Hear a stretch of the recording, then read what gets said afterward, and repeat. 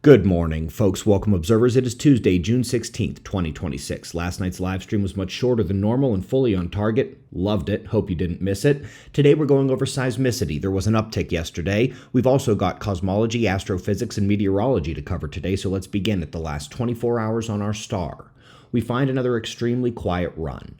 No solar flares, we're barely hitting C-class range. No CME ejections, coronal holes are small. We're entering the trough of the mid-Riger cycle here, all calm as it's been for several days. We'll keep watching with the sunspots expected to return late this week, but we're off to seismicity. Took a 6.7 in Indonesia and a 6.3 in rural China. Minor damage reported for each, nothing enormous resulting from either of them.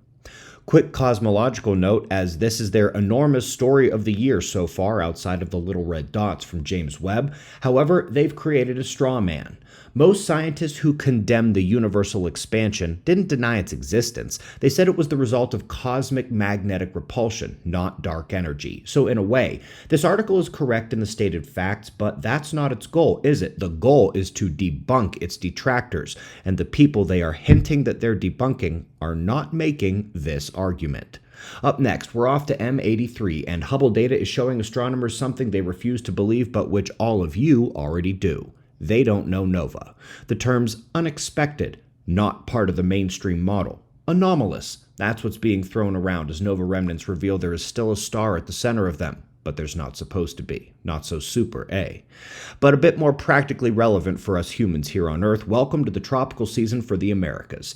National Hurricane Center put the coast region on watch, and while an official storm may or may not get rotating there, the moisture flow out of the Gulf is preposterous. We will get flooded regions of the coast here the next couple days. Folks, I really hope you caught last night's live show. It was less than 40 minutes. We hit the critically important papers this last week on the ozone and the one on pole shift radiation spikes, delivering more than a factor 2 increase in that energy. We also ran through the latest tsunami simulations from Zappa and figured out this is probably not the best way to model the waves. Folks, the Observer Review e-magazine issue comes out tomorrow. This volume hits the huge science stories related to the pole shift and Earth disaster cycle over the last month and is our regular monthly issue release. It is the only publication actively tracking the pole shift and Earth's disaster cycle, and at suspiciousobservers.org, you'll find all your resources for the Earth disaster cycle. We'll do this all again tomorrow, right here, but right now it's 5:30 a.m. in the new Valley of the Sun. Eyes open, no fear. Be safe, everyone.